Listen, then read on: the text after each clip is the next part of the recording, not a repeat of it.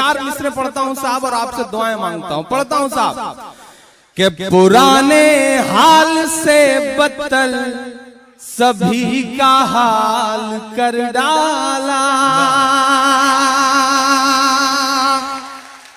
पुराने हाल से बदतर सभी का हाल कर डाला, कभी कश्मीर कर डाला, कभी भोपाल कर डाला, कभी कश्मीर कर डाला, कभी भोपाल कर डाला। कहाँ वादा था हर खाते में 15 लाख आएंगे। अगला मिसरा सच्चा लगे तो पूरे हिंदुस्तान की जो तस्वीर है इस वक्त आपकी तालियों के साथ दिल्ली तक उस हुक्मरान के कानों तक पहुंचना चाहिए। इमरान हिम्मत करता है और आपसे साथ मांगता है। मैं पढ़ता हूं साहब कि कभी कश्मीर कर डाला, कभी भोपाल कर डाला, पुराने हाल से बदतर सभी का हाल कर डाला। कहाँ वादा था हर खाते में 15 लाख आएंगे, कहाँ सब ले लिया हर शख्स को कंगाल कर डाला, कहाँ सब ले लिया हर शख्स को कंगाल कर डाला। बहुत शुक्रिया नूर साहब का, बहुत शुक्रिया, बहुत मोहब्बत है। अल्हम्दुलिल्लाह मुझे बहुत अच्छा लग रहा है कि हिंदुस्तान का नदीम भाई आप भी इस बात को, मेरा ख्याल है कि इस बात की तायीद करेंगे कि हिंदुस्तान में बहुत सारे मुशायरे ऐसे होते हैं जिनमें उतनी भीड़ होती है जितना यहाँ डाइस पे लोग बैठे हुए हैं। ये पहला मुशायरा है कि इतनी बड़ी तादाद में लोग बैठे हैं और चुपचाप बैठे हैं, पूरी रात किसी को दाद नहीं दी है। इनसे भी थोड़ा काम लिया जाए, जिम्मेदारी सिर्फ आगे वालों की नहीं है, आप सबकी भी थोड़ी सी शिरकत हो। आप सब भी इस मुशायरे को बेहतर बनाने की कोशिश करें, क्योंकि हमें अपने बहुत बड़े लोगों को सुनना है। हमें डॉक्टर माजिद साहब को सुनना है, हमें मोइन शादाब साहब को सुनना है। उन तक पहुंचने के लिए मैं थोड़ा सा जमीन हमवार करता हूं। मैं पढ़ता हूं 4 मिसरे और साहब। हमारे देश का प्रधानमंत्री पूरे हिंदुस्तान को लाइन में लगा करके, कतार में लगा करके जापान जाकर के वहां से राष्ट्र को संबोधित करते हुए कहता है कि हमने तमाम काला धन रखने वालों को लाइन में लगा दिया। कभी कभी मन करता है कि उस पता नहीं कौन सी हिटलर शाही उस शख्स के अंदर आ गई है कि ये जो लाइन में लगे हुए लोग हैं, कतार में लगे हुए लोग हैं, प्रधानमंत्री जी कहते हैं बहुत दुआएं मिल रही हैं मेरे इस काम से। मेरे पास भी ऐसे कई सारे वीडियो सोशल मीडिया के जरिए आए हैं साहब, ऐसी ऐसी दुआएं दे रहे हैं लोग प्रधानमंत्री जी को कि अगर एक बार सुन लें तो उनके कान में पिघला हुआ शीशा जैसा उतर जाए साहब। ऐसी ऐसी दुआएं दे रहे हैं लोग। अब तक कई सारी मौतें हो चुकी हैं उनके इस अजीबोगरीब फैसले की वजह से, लेकिन सब चुप हैं, कोई बोल नहीं रहा है। पता नहीं जनता के सब्र का पैमाना कब छलकेगा। मुझे तो लगता है कि एटीएम और बैंकों के बाहर ये जो लंबी लंबी कतारें लगा के खड़े लोग हैं, अब इन्हें वहां से हट करके सांसदों के दरवाजे पे खड़े हो जाना चाहिए कि नहीं साहब हम नहीं मानते आपके इस जाहिलाना फैसले को। मैं 4 मिसरे पढ़ता हूं। पलकों पे बिठाया था आपको इस देश की जनता ने, प्रचंड बहुमत दिया था, लेकिन आज हाल क्या है? तस्वीरें वायरल हो रही हैं, रोते हुए लोग, रोते हुए बुजुर्ग, लाइन में लगे हुए तड़प करके मर जा रहे लोग, किसी की शादी नहीं हो पा रही है, शमशान घाट में अंतिम संस्कार नहीं हो पा रहा है। कैसे कैसे मंजर हमारी आपकी आंखों के सामने। मैं 4 मिसरे पढ़ता हूं, अगर मेरा गुस्सा उन 4 मिसरों में ढल सका हो तो आपकी दुआएं मिले। मैं पढ़ता हूं साहब कि सियासत आपकी सांसों पे पाबंदी करा देगी। लेकिन इसका एक बहुत अच्छा, मैं इसे साइड इफेक्ट कहूं या बहुत खूबसूरत सा लम्हा कहूं कि भूत उतर रहा है साहब। जो लहर थी ना, वो लहर धीरे धीरे बैठ रही है। इमरान ये मिसरे पढ़ता है, जो दूरियां थी वो पट रही हैं। सुनिएगा मेरे मिसरे कि सियासत आपकी सांसों पे पाबंदी करा देगी, मगर नफरत के मारों में रजामंदी करा देगी, मगर नफरत के मारों में रजामंदी करा देगी, सियासत आपकी सांसों पे पाबंदी करा देगी। ये जनता है रुलाओ मत से तुम खून के आंसू। अब तक जिसने हाथ नहीं खोला उसे भी कसम है उसका हाथ हवा में उठना चाहिए अगले मिसरे पे। ये जनता है रुलाओ मत से तुम खून के आंसू। अगर ये जिद पे आएगी तो नसबंदी करा देगी। अगर ये जिद पे आएगी। बहुत शुक्रिया, बहुत मोहब्बतें।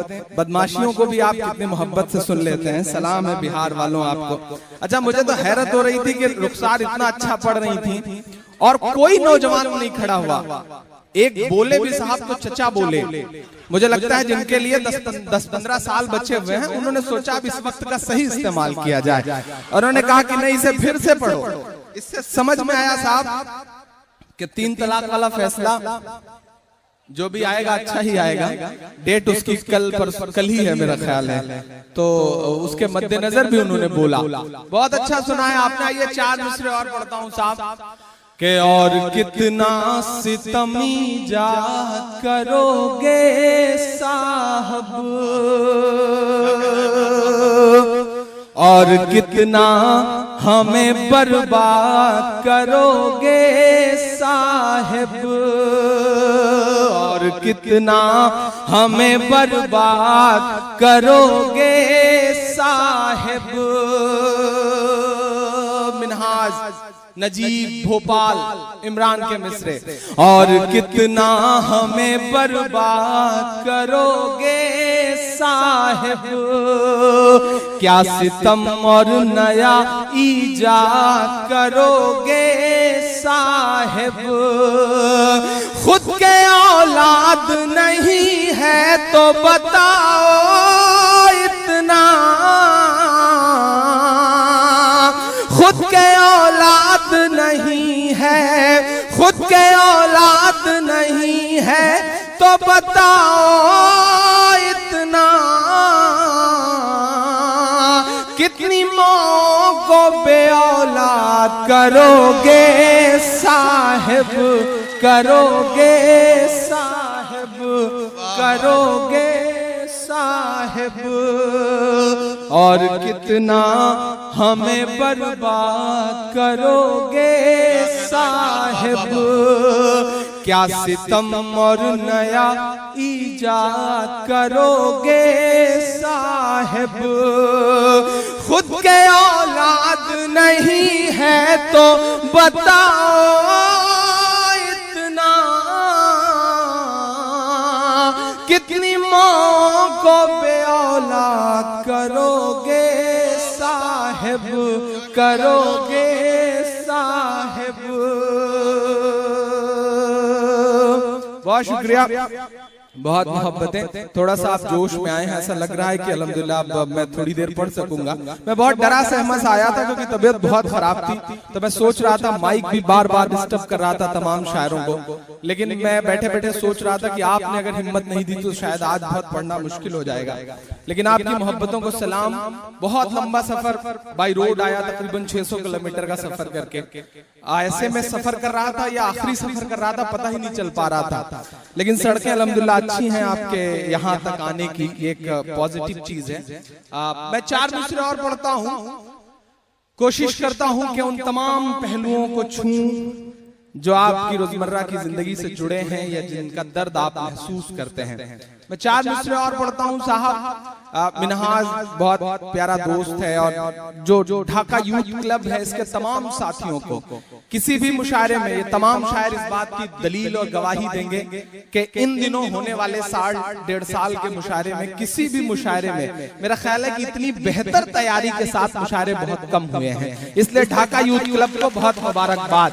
सारे सामने बैठे हुए तमाम लोगों के लिए पिंडाल खूबसूरत सा, तमाम जिम्मेदारियां निभाते हुए जिस तरह तमाम जो मेंबरान हैं ढाका यूथ क्लब के और हमारा समाज जो डेली न्यूज़पेपर है उसके तमाम जो साथी हैं उन सबको बहुत मुबारकबाद।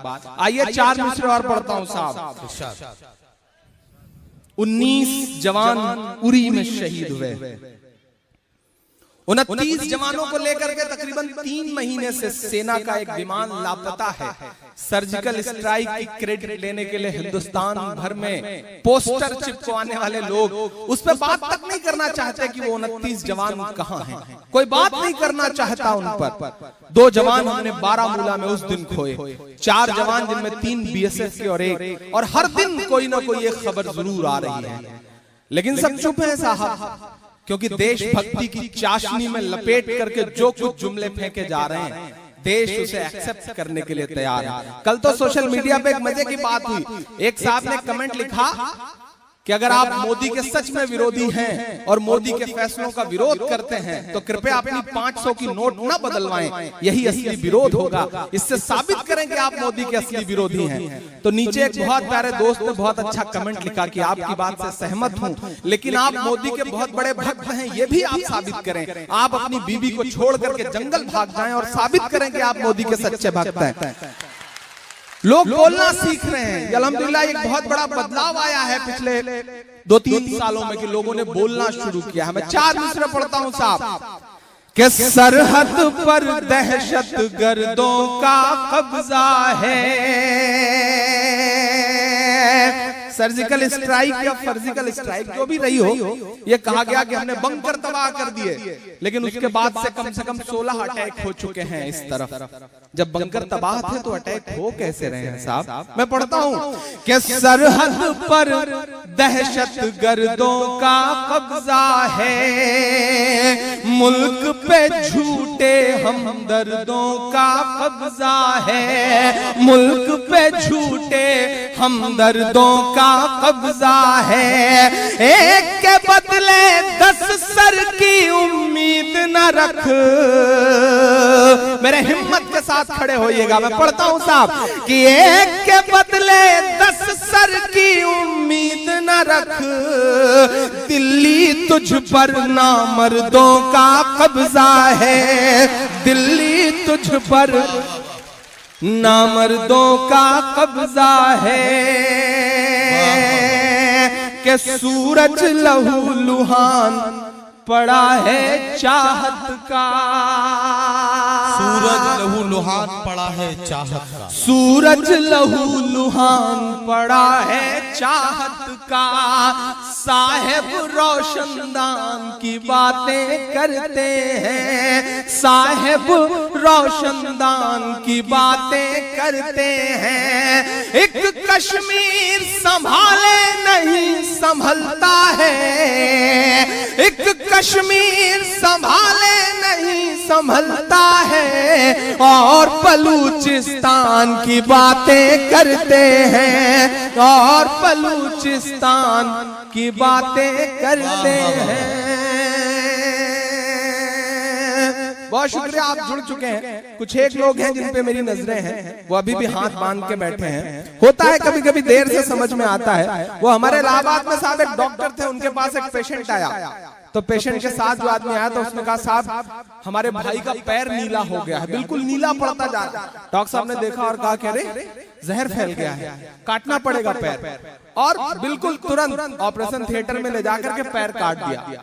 दूसरे दिन फिर वो लेकर के आए, बोले साहब आपने पैर काट दिया और अभी भी नीला पड़ता जा रहा है। तो उन्होंने गौर से देख के कहा अरे मैं समझ नहीं पाया, इनकी तो लुंगी कलर छोड़ रही है। तो इसी तरह से कई लोग होते हैं कि थोड़ी देर से दूसरे तीसरे दिन बात समझ में आती है। तो अगर आप ये सबूत देना चाहते हैं कि आप समझदार हैं तो थोड़ा सा आप सबकी भी शिरकत हो। बहुत अच्छा सुन रहे हैं आप। मैं 4 मिसरे और पढ़ता हूं साहब। और बलूचिस्तान की बातें करते हैं, एक कश्मीर संभाले नहीं संभलता है, और बलूचिस्तान की बातें करते हैं। 4 मिसरे और पढ़ता हूं साहब। आपने जिस जिंदा दिली से सुना है, बस आपका ये जोश और बचा रहे। मैं पढ़ता हूं साहब, हमारी इमारतों और हमारे स्मारकों और हमारी सड़कों के नाम बदले जा रहे हैं। औरंगजेब रहमतुल्लाह अलैह के नाम पे जो रोड थी उसका नाम बदल दिया गया। देश चुप रहा, लोग चुप रहे, सदन में बैठे हुए लोग चुप रहे। हैरत तो यह है कि इन दिनों राज्यसभा में खड़ा होकर के एक सांसद महोदय कहते हैं कि अकबर रोड का नाम भी बदल दिया जाए। हमारी इमारतों से तकलीफ है, नामों से तकलीफ है, लेकिन मैं तमाम पढ़े लिखे जिम्मेदार लोग बैठे हैं, पत्रकार दोस्त बैठे हैं, मैं उनको जानकारी दूं, उनका जनरल नॉलेज बढ़ाऊं कि दोस्तों वो इमारतें तो ऐसी इमारतें हैं कि अपने बनने के सैकड़ों साल बाद भी इस देश की तरक्की में कितना बड़ा योगदान कर रही हैं। ताजमहल को देखने के लिए एक साल में 22.44 करोड़ रुपए का टिकट बिकता है जो हिंदुस्तान की तरक्की के लिए जाता है साहब। हमारी इमारतें तो वो इमारतें हैं, हुमायूं का मकबरा देखने के लिए 19.23 करोड़ रुपए का टिकट बिकता है तकरीबन। कुतुब मीनार को देखने के लिए 14.19 करोड़ रुपए का तकरीबन टिकट बिकता है, और आप हमारी इमारतों के नाम बदल देना चाहते हैं। इतनी नफरत। और जिन्होंने ये अभियान शुरू किया फैसल भाई, उनका नाम है सुब्रमण्यम स्वामी। उनकी थोड़ी सी और डिफिनेशन, थोड़ा सा और एक्सप्लेन करूं कि उनका नाम है सुब्रमण्यम स्वामी, जिन्हें हमारे नामों से तकलीफ है, और उनकी बेटी का नाम है सुभाषिनी, और उनके दामाद का नाम है नदीम हैदर। ये फैक्ट्स हैं, इन्हें जुटलाया नहीं जा सकता, ये तथ्यात्मक बातें हैं। पत्रकार साथी इसे नोट कर सकते हैं। मैं 4 मिसरे पढ़ता हूं साहब, आपका अभियान अच्छा है, मुबारक आपको, लेकिन इमरान के ये मिसरे भी बहुत अच्छे हैं, ये भी हमें मुबारक। मैं पढ़ता हूं साहब कि अपने सभी प्यादों के नाम बदल डालो, तारीखी यादों के नाम बदल डालो, तारीखी यादों के नाम बदल डालो। अकबर रोड का नाम बदलने से पहले वहां सीढ़ियों पे बैठे लोगों तक की दुआएं मुझ तक पहुंचनी चाहिए। मैं हिम्मत कर रहा हूं, मुझको जालिम का तरफदार नहीं लिख सकते, कम से कम वो मुझे लाचार नहीं लिख सकते। जहां हथेली पे लिए बोल रहा हूं जो सच, उसको इस देश के अखबार नहीं लिख सकते, उसको इस देश के अखबार नहीं लिख सकते। मैं हिम्मत करता हूं, बस आपका साथ मांगता हूं, आपकी दुआएं मांगता हूं कि अपने सभी प्यादों का नाम बदल डालो, तारीखी यादों का नाम बदल डालो। अकबर रोड का नाम बदलने से पहले अपने दामादों का नाम बदल डालो, अपने दामादों के नाम बदल डालो, तारीखी यादों के नाम बदल डालो। बहुत शुक्रिया, बहुत मोहब्बतें। पहली बार ऐसा हो रहा है कि बुखार में अल्हम्दुलिल्लाह आपकी दुआओं से इतना पसीना आ रहा है। रमेश सोज हैं उज्जैन के एक शायर, उनका एक शेर है कि नया पाने की चाहत में पुराना छूट जाता है, तुझे अपनाऊं तो मुझसे जमाना रूठ जाता है। मोहब्बत पढ़ने लिखने में बहुत आसान है, लेकिन मोहब्बत को निभाने में पसीना छूट जाता है।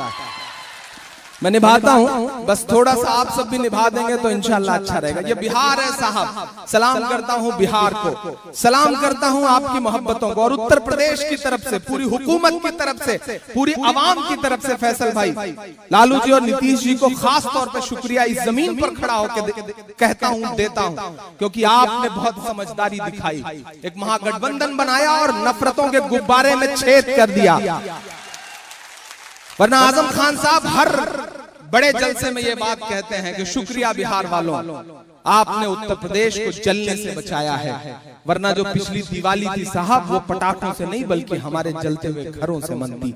ये बहुत सच बात है। सलाम है बिहार आपको, और अब हमारे लिए भी दुआ करें, क्योंकि वो नफरतों का गुब्बारा जो काम भर का पिचक चुका है वो अब उत्तर प्रदेश की तरफ है, बारी हमारी है। दुआ करिए कि हम भी ऐसा ही कुछ रिजल्ट आपको दे सकें। मैं 4 मिसरे पढ़ता हूँ साहब, चूंकि फैसल साहब बैठे हैं, शरफुद्दीन साहब बैठे हैं, उनकी बहुत मौजूदगी को सलाम करता हूं। मैं 4 मिसरे पढ़ता हूं साहब। मुझे वो दिन याद है जिस दिन रिजल्ट आ रहा था, सुबह 10-11 बजे तक तो मंजर ही कुछ और था साहब। पटाखे फूटने शुरू हो गए थे, पटाखे फूट रहे थे उधर, लेकिन फिर दुआ के लिए बुजुर्गों के हाथ उठे और मंजर बदला। तो 12 बजे के बाद ऐसा मंजर बदला कि जो पटाखे फोड़े जा रहे थे, जो बच गए थे, वो आधे दाम पे बेचे उन्होंने। और कांग्रेस वालों को तो खास तौर से मुबारकबाद साहब कि वो उनके हाथ में तो समझ लीजिए कि लड्डू ही लड्डू था। इतने खुश हो गए थे, इतना अप्रत्याशित नतीजा था उनके लिए साहब कि वो इतने खुश हो गए थे कि उस खुशी में उन्होंने लड्डू में आग लगा दी और पटाखे खा गए थे।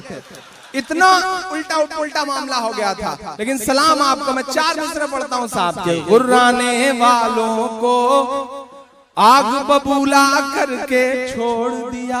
क्या कहना?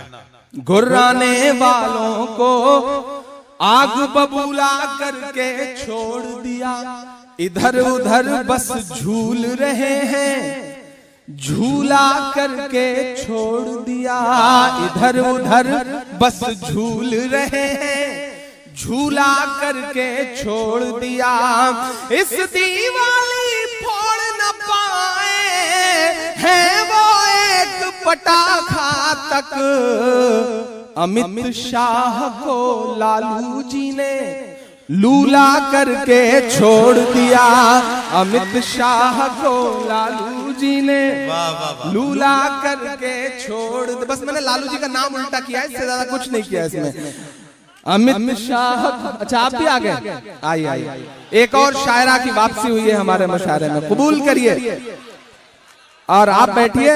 रुखसार तो बस यही कह रही थी कि कयाम हो जाए। आपको तो यहाँ के लोग रोक ही लेंगे क्योंकि मनोरंजन अच्छे से हुआ करेगा हर तरह से। तो बैठे। बिहारी भाई बहुत प्यारे आदमी हैं, मेरे साथ ये आते रहते हैं, तो मैं डरता रहता हूँ कि घर अब्बू को जाके कोई ना बता दे कि इमरान गाड़ी में किसी लड़की को बिठा के जा रहे थे। ये अमूमन डर बना रहता है। आते हुए रास्ते में एक ट्रक ड्राइवर ने पहचान लिया, मेरे प्रतापगढ़ का था, तो मैंने उसको बताया, चिल्ला के बताया, मैंने शीशा खोल के मैंने कहा ये अंबर है, लड़की मत समझना। ये भरम इनके साथ अमूमन होता रहता। बहुत अच्छे आदमी, अल्लाह इनको सलामत रखे। और पिछले दिनों मेरे साथ ट्रेन में सफर कर रहे थे, 2 लड़कियां नीचे बैठ के आपस में बात कर रही थी। चर्चा चल रही थी शादी की, ऊपर वाली बर्थ पे थे।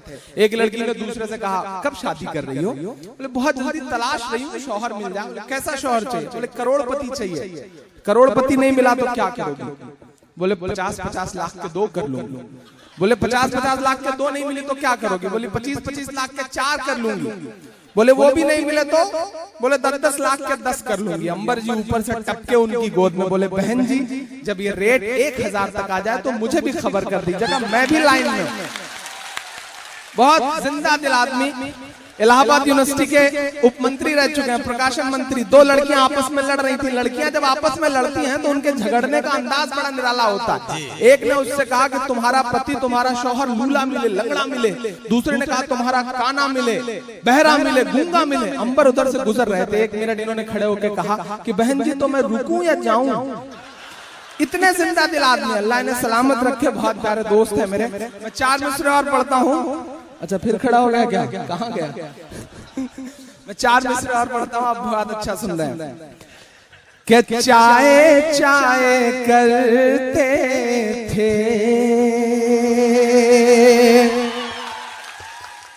गाय गाय करते हैं, चाय चाय करते थे।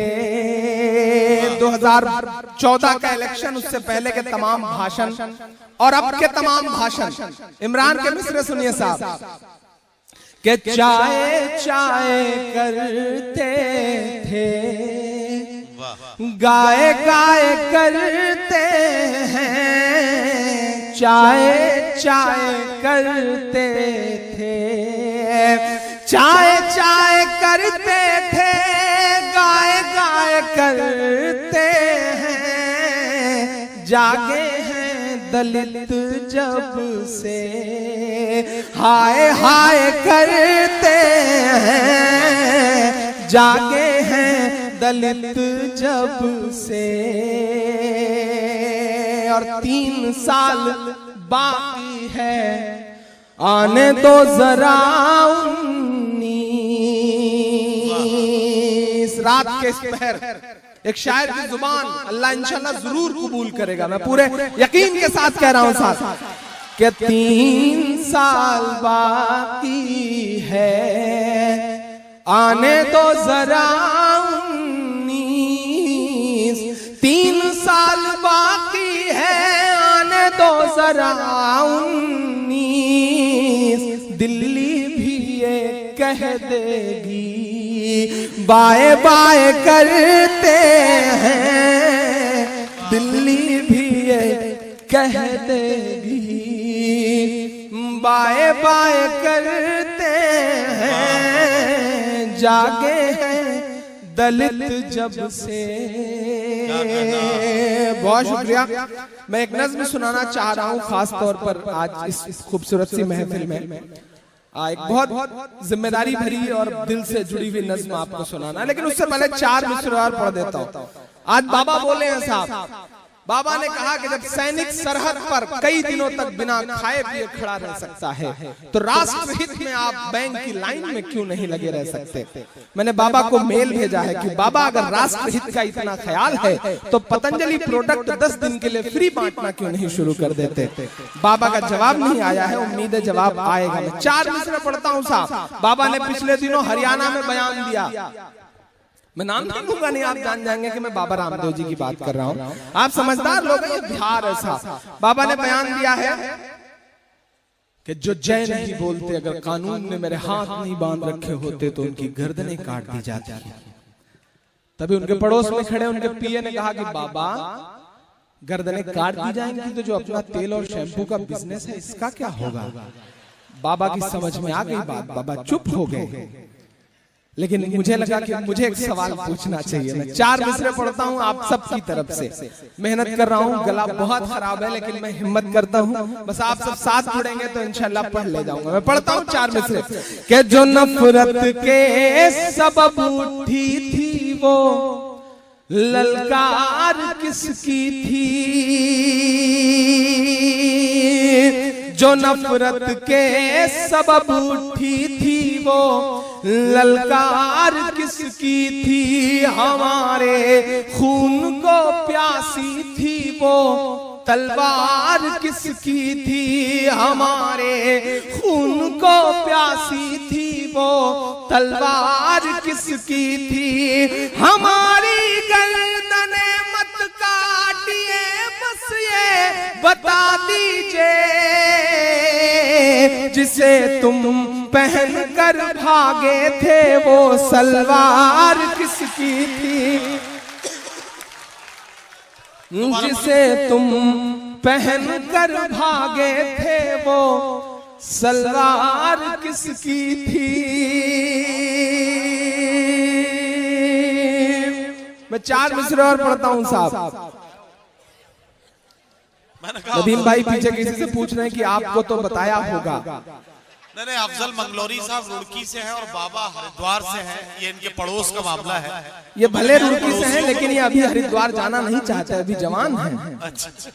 और जिस तरह की गजलें वो पढ़ते हैं बाबा के सामने जाके उस तरह की गजलें पढ़ भी नहीं सकते। बाबा बेचारे सीधे साधे आदमी हैं, हरिद्वार में रहते हैं। मैं 4 मिसरे और पढ़ता हूँ, आप बहुत अच्छा सुन रहे हैं कि लहू की बात करता है, कफन की बात करता है,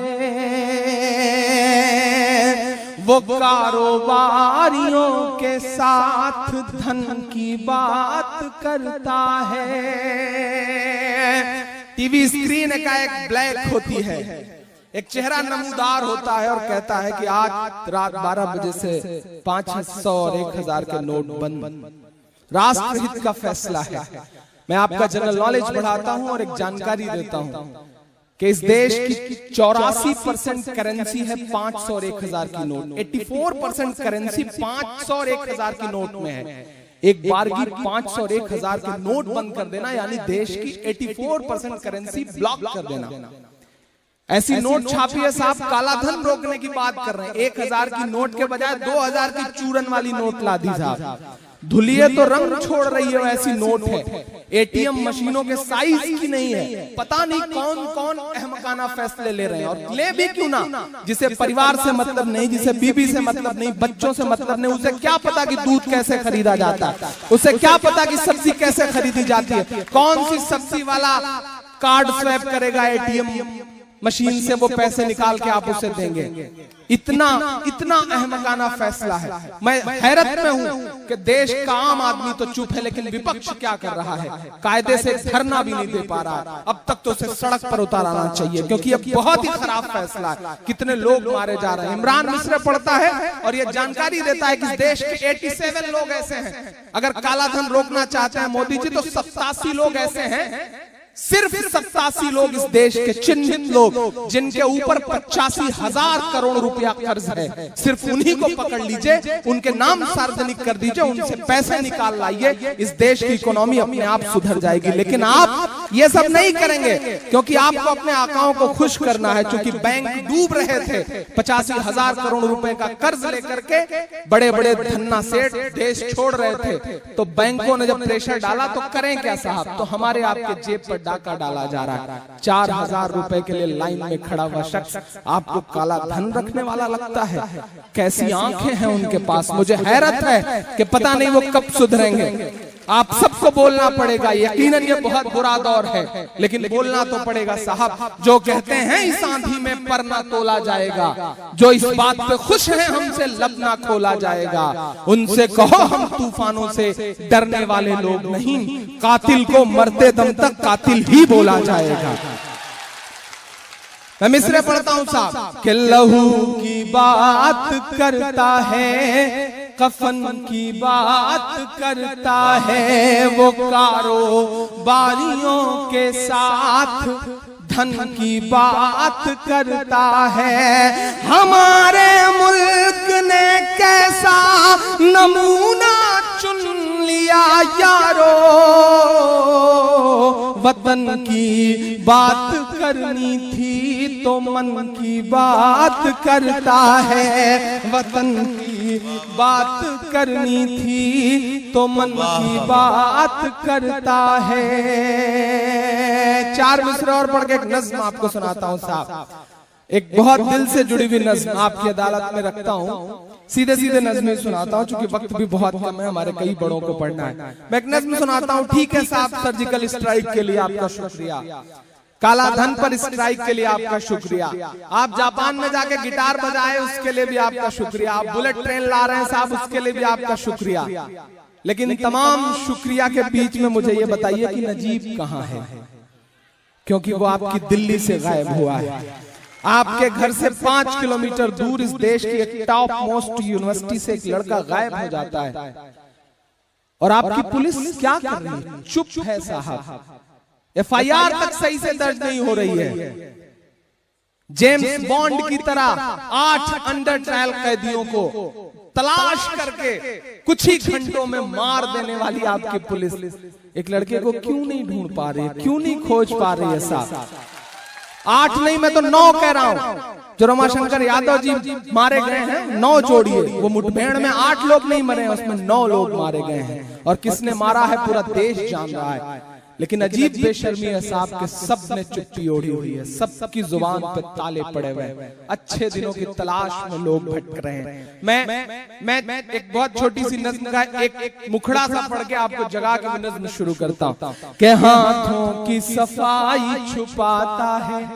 और लीजिए अच्छे दिन, बहुत लंबी लंबी फेंक रहे थे साहब, मैं पढ़ता हूँ सुनेगा भाइयों बहनों, ये सुनिएगा मिसरे के हाथों की सफाई छुपाता है, वो काली कमाई छुपाता है, दावा है मसीहाई का मगर खुद अपनी लुगाई छुपाता है।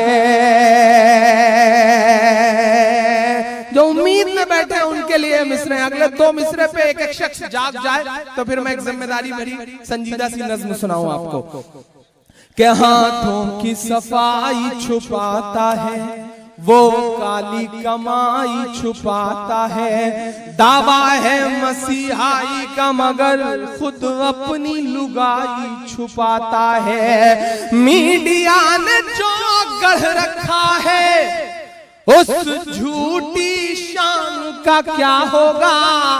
मीडिया के हाल तो यह है साहब कि अगर मोदी जी अपने तलवे में जहर लगा के सो जाएं तो सुबह देश के कई नामी एंकर मरे हुए पाए जाएंगे। मैं मिसरे पढ़ रहा हूं कि मीडिया ने जो गढ़ रखा है उस झूठी शान का क्या होगा?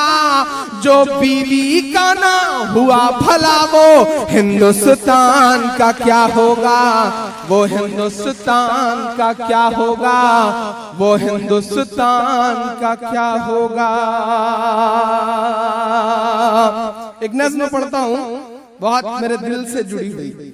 मैं ऐसी मां से मिलने गया JNU जो पिछले 27 दिन से तकरीबन 28 दिन से एडलॉक पर बैठी हुई दुनिया से, मीडिया से, प्रशासन से, हुकूमत से बस एक बात कह रही है कि मेरा लाल कहाँ है, मेरा बेटा कहाँ है, मेरा नजीब कहाँ है, उसे ला दो, मैं अपना घर सब कुछ बेच के दे दूंगी, लेकिन उसे वापस ला दो। जिनके ऊपर शक है उनके खिलाफ FIR करने के बजाय, उनको गिरफ्तार करने के बजाय, जब वो माँ इंडिया गेट की तरफ बढ़ती है कैंडल मार्च के लिए, तो पुलिस घसीटते हुए उसे गिरफ्तार करके इस थाने से उस थाने ले जाती है।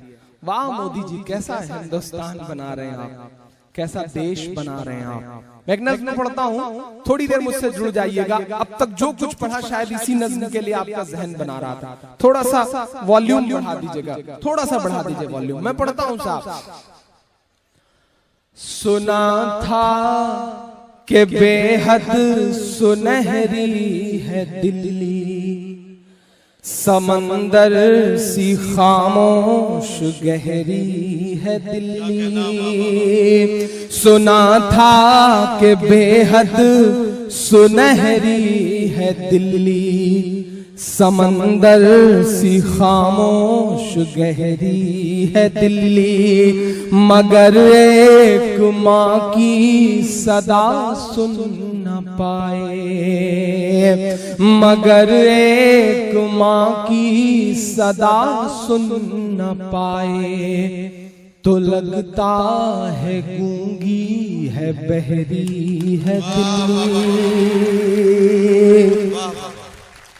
बहुत रोया था मैं इस नज्म को कहते हुए। मैं उस माँ से मिलके लौटा तो मुझे लगा कि उस माँ की जगह अगर मेरी अम्मी होती तो, नजीब की जगह अगर इमरान होता तो, आप होते तो, आपकी अम्मी होती तो, लेकिन कोई पूछने वाला नहीं है साहब। क्या हिंदुस्तान बन रहा है, नफरतें कहां तक आ गई हैं। मैं पढ़ता हूं और दुआएं मांगता हूं, जरा सा माँ बहनों की भी संजीदगी मांगता हूं मैं इस नज़्म पर। सुना था कि बेहद सुनहरी है दिल्ली, समंदर सी खामोश गहरी है दिल्ली। मगर एक माँ की सदा सुन न पाए, तो लगता है गूंगी है बहरी है दिल्ली। वो आंखों में अश्कों का दरिया समेटे, वो उम्मीद का एक नजरिया समेटे। वो आंखों में अश्कों का दरिया समेटे, वो उम्मीद का एक नजरिया समेटे। यहाँ कह रही है, वहाँ कह रही है, यहाँ कह रही है, वहाँ कह रही है। तड़प करके ये माँ कह रही है, नहीं पूछता है कोई हाल मेरा, नहीं पूछता है कोई हाल मेरा। कोई ला के दे दे मुझे लाल मेरा, कोई ला के दे दे मुझे लाल मेरा, कोई ला के दे दे मुझे लाल मेरा। सुना था कि बेहद सुनहरी है दिल्ली, समंदर सी खामोश गहरी है दिल्ली। मगर एक माँ की सदा सुन न पाए, तो लगता है गूंगी है बहरी है दिल्ली। वो आंखों में अश्कों का दरिया समेटे, वो उम्मीद का एक नजरिया समेटे। यहाँ कह रही है, वहाँ कह रही है, तड़प करके ये माँ कह रही है, नहीं पूछ पूछता है कोई हाल मेरा, कोई ला के दे दे मुझे लाल मेरा, के उसे ले के वापस चली जाऊंगी मैं, पलट कर कभी फिर नहीं आऊंगी मैं, उसे ले के वापस चली जाऊंगी मैं, पलट कर कभी फिर नहीं आऊंगी मैं। वही है बुढ़ापे का मेरे सहारा, वही है बुढ़ापे का मेरे सहारा, वो बिछड़ा तो जिंदा ही मर जाऊंगी मैं, उसे लेके वापस चली जाऊंगी मैं, पलट कर कभी फिर नहीं आऊंगी मैं। वही है बुढ़ापे का मेरे सहारा, वो बिछड़ा तो जिंदा ही मर जाऊंगी मैं। वही है मेरी जिंदगी की कमाई, वही है मेरी जिंदगी की कमाई, वही तो है सदियों का आमाल मेरा, कोई ला के दे दे मुझे लाल मेरा, कोई ला के दे दे मुझे लाल मेरा।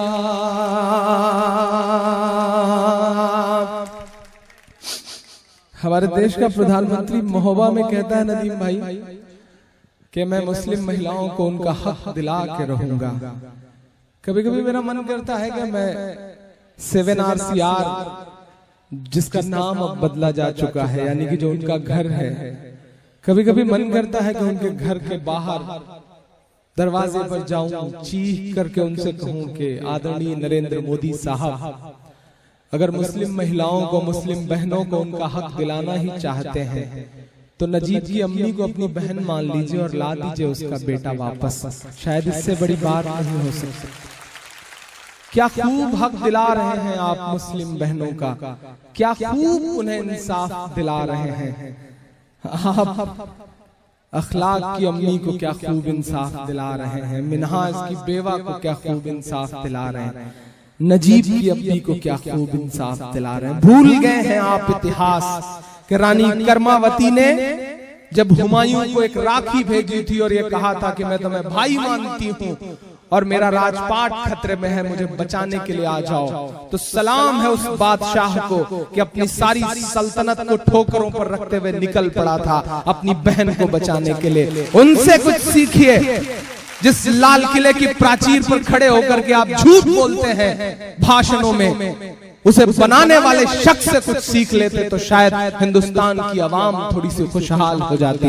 मैं आखिरी बंद पढ़ता हूं इस नज्म का साहब। ये गुस्सा, ये जो टीस है, ये जो दर्द है, ये कहां ढले, कहां निकले, मैं इसे लफ्जों में पिरोने की कोशिश करता हूं साहब। महज 7-8 किलोमीटर दूर सारे प्रोमिनेंट चैनल हैं इस देश के, सारे बड़े टीवी मीडिया के लोग वहां अपने न्यूज रूम में, जहां वो मां बैठी है उसके इर्द गिर्द मुश्किल 7-8 किलोमीटर दूर होंगे। सारे प्रोमिनेंट मिनिस्टर्स के ऑफिसेज हैं, सारे देश के अहम लोग उस दिल्ली में रहते हैं, लेकिन उन्हें कुछ नहीं सुनाई पड़ रहा है। उन्हें एक तड़पती हुई, चीखती हुई मां नहीं सुनाई पड़ रही है, बिल्कुल नहीं सुनाई पड़ रही है साहब। अपने न्यूज रूम में वाई कैटेगरी की सुरक्षा लेकर के, सिक्योरिटी लेकर के तिहाड़ से लौटे हुए 100 करोड़ की फिरौती के आरोपी जो न्यूज चैनल हैं, वो नाग और नागिन की खबरें दिखा रहे हैं और ये दिखा रहे हैं कि राष्ट्रहित का फैसला है।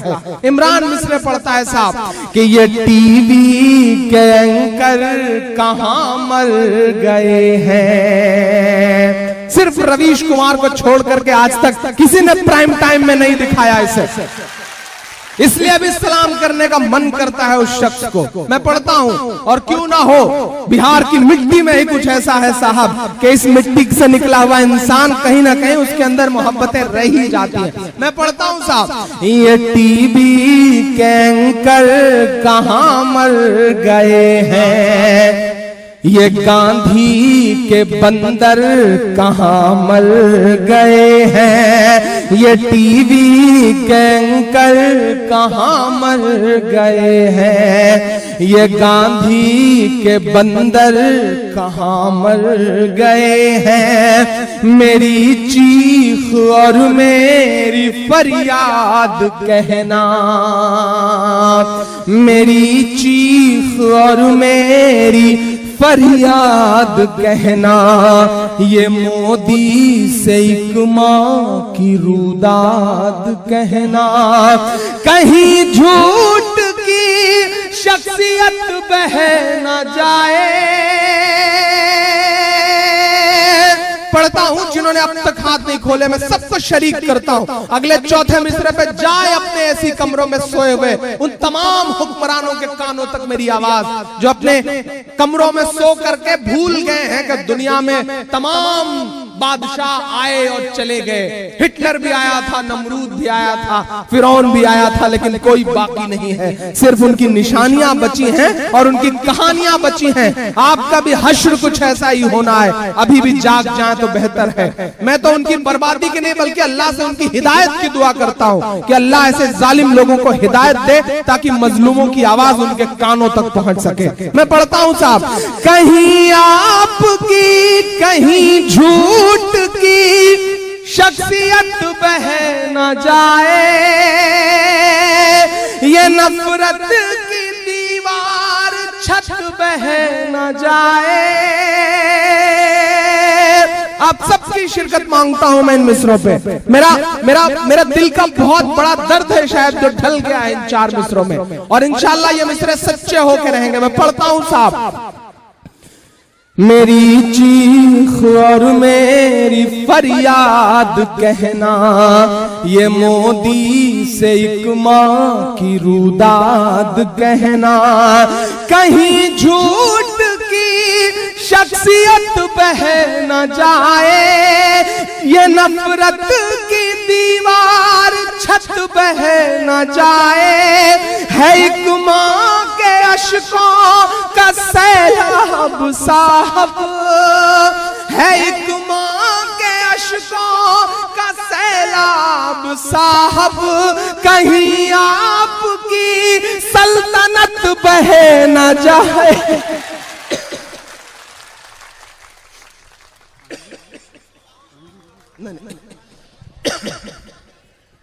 नहीं, आपकी दुआएं पढ़वा ले रही हैं। मैं सच में बहुत बीमार रहा, लेकिन मैं कोशिश करता हूं, मैं आंसू पी करके कोशिश करता हूं कि पढ़ सकूं। पानी पीने का वक्त नहीं है साहब। ये मैं पढ़ता हूं साहब, कहीं झूठ की शख्सियत बह न जाए, ये नफरत की दीवार छत बह न जाए, है एक मां के अश्कों का सैलाब साहब, कहीं आपकी सल्तनत बह न जाए। उजड़ सा गया है गुलिस्तां वतन का, जुल्म था ज्यादती थी इससे पहले भी, जुल्म था ज्यादती थी, लेकिन ये जो नंगई सड़कों पर उतर आई है ना, ये नहीं थी साहब, इसके लिए लड़ना पड़ेगा। मैं सबसे गुजारिश करता हूं कि बोलिए, मीडिया आपके साथ नहीं है कोई बात नहीं, प्रिंट मीडिया, इलेक्ट्रॉनिक मीडिया, कोई मीडिया आपके साथ नहीं है। लेकिन मैं एक बार आपसे एक आपको याद दिलाते हुए बताता हूं कि जो मीडिया है वो प्रिंट और इलेक्ट्रॉनिक मीडिया के बजाय सोशल मीडिया के सांचे में ढल रहा है। आपके हाथ में जो 10,000 8,000 का मोबाइल है ना, इसमें इंटरनेट है, इस पर फेसबुक है, ट्विटर है, इंस्टाग्राम है। इस पर लिखिए अपनी बात, अपने दिल का दर्द वहां जाकर के लिखिए, क्योंकि बोलना तो पड़ेगा। अगर आप नहीं बोलेंगे तो आपकी नस्लों को खामोश करने की साजिशें चल रही। आप बोलिए, अगर नहीं बोलेंगे साहब तो वक्त आपको माफ नहीं करेगा। वक्त से जो आंख नहीं मिलाते, मायूसी इस्लाम में कुफ्र है। डूबते हुए सूरज को देख करके लोग अपना दरवाजा बंद कर लेते हैं। मायूस मत होइए, खड़े होइए जुल्म के खिलाफ। जुल्म के खिलाफ जब भी मुट्ठी भर लोग खड़े हुए हैं, अल्लाह का करम रहा है कि जीत हमेशा मुट्ठी भर लोगों की हुई है। 313 की तारीख याद करिए और सिस्टम से, वक्त के हिसाब से लड़िए, बोलिए, क्योंकि जो वक्त को नहीं समझते, वक्त उनसे बहुत बुरा इम्तिहान लेता है। बिहार वालों, जो जिन अंग्रेजों की हुकूमत में कभी सूरज नहीं डूबता था, वो वक्त को नहीं समझ सके, तो आज उनके राजाओं के कपड़े बैंड बाजे वाले पहनते हैं। वक्त से आंख मिलाओ, बोलो। और ये बहुत आखिर में बस इतनी बात कह करके विदा लेता हूं आपसे। बहुत कुछ पढ़ने का मन है लेकिन वक्त बिल्कुल कम है। मैं आखिर में एक जिम्मेदारी भरी बात कहता हूं। बहुत खूबसूरत मंच है। मैं फैसल भाई के बगल में बैठ के देख रहा था कि तमाम उनके साथ उनके हिंदू भाई दोस्त भी इस डाइस पे मौजूद हैं और आपके दर्द वाली बातों पर आपकी दर्द भरी बातों पर वो आपके साथ खड़े हैं। उनकी भी पलकें नम हैं। आप ये मत समझिएगा कि आपकी लड़ाई सिर्फ मुसलमान लड़ रहे हैं, आपकी लड़ाई सिर्फ इमरान लड़ रहा है, ये भी मत समझिएगा। वक्त को समझिए। नजीब के लिए बसंत कुंज से लेकर के और ITO तक जो सबसे ज्यादा लाठी खाने वाले शख्स का नाम मोहित पांडे है, जो JNU का प्रेसिडेंट है। समझिए आप इस बात को। तमाम ऐसे लोग हैं जो आपके लिए लाठियां खा रहे हैं। आपको याद होगा कि इंसाफ बचाने की एक उम्मीद जगी थी। रात के 2:30 बजे अदालत खोली गई थी, तो रात के 2:30 बजे एक शख्स की जिंदगी के लिए, इंसाफ के लिए जो लोग सुप्रीम कोर्ट की चौखट पे खड़े थे ना, उसमें से एक भी मुसलमान नहीं था, सारे के सारे हिंदू भाई थे। ऐसे लोगों को पहचानिए, उन्हें मजबूत करिए, उन्हें ताकत दीजिए। वो आपके आसपास माशरे में मौजूद हैं। ये जो 10% 15% लंगूर टाइप के लोग उछल रहे हैं ना, उनको भूल जाइए। इस देश में 80% से ज्यादा हिंदू भाई ऐसे हैं जो आपके सुख दुख में बराबर के शरीक हैं और आपके साथ खड़े रहना चाहते हैं। उन्हें पहचानिए, उनके साथ कदम से कदम मिलाइए साहब। बिल्कुल मत समझिए कि आपकी लड़ाई सिर्फ मुसलमान लड़ रहे हैं। मैं तो ये कह रहा हूं कि आप गुजरात गुजरात गुजरात चिल्लाते हैं, लेकिन गुजरात के मसले को सच में जिसने अदालत तक ले जाने का काम किया था ना, उसका नाम तीस्ता सी तलवार है और वो कोई मुसलमान नहीं है। पहचानिए ऐसे चेहरों को। आप टेररिज्म के दूसरे चेहरे चिल्लाते रहते, लेकिन सैल्यूट करिए शहीद हेमंत करकरे को, जिन्होंने बताया कि दहशतगर्दी के और चेहरे हुआ करते हैं। सैल्यूट करिए अपने आसपास मौजूद संजीव भट्ट जैसे IPS ऑफिसर को, जिसने अपनी नौकरी ठोकर मारते हुए कहा कि नहीं, गुजरात में जो हुआ था, मैं उस समय IPS था वहां पर, मैं उस सच को दुनिया के सामने बताऊंगा, भले ही मेरी नौकरी छूट जाए मुझसे। सैल्यूट करिए ऐसे सारे लोगों को। अरुंधति रॉय को सैल्यूट करिए। और मैं पूरी जिम्मेदारी से यह बात कर रहा हूं, भले ही दुनिया कुछ कहे, कितनी भी बड़ी बातें करे, लेकिन सेकुलरिज्म का इस देश में सियासत में कोई सबसे बड़ा चेहरा है तो वो लालू यादव है, इसमें कोई दो राय नहीं है। सैल्यूट करिए ऐसे चेहरों को, ताकत दीजिए। मैं आखिरी बंद पढ़ के आपसे विदा लेता हूं।